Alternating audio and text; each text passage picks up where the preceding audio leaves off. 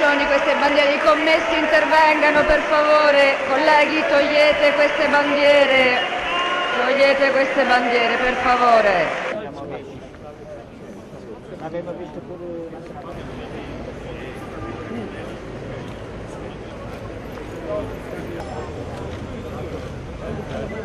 In Scozia viene concesso che gli scozzesi possano esprimersi sull'indipendenza effettiva, fra l'altro, cioè avrà un risultato, se fosse positivo, di sancire l'indipendenza vera della Scozia.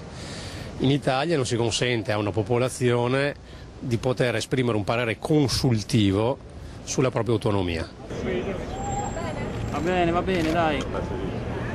Anche perché il referendum promosso dalla Regione Veneto, quindi neanche da un comitato, da un partito, dalla Regione Veneto come istituzione, è un referendum che viene pagato con fondi privati, non con denaro pubblico, quindi con sottoscrizioni volontarie, e quindi è assolutamente illiberale impedire che si svolga. Ma questo vale per il Veneto, per la Sicilia, per chiunque volesse esprimere una parola di autonomia.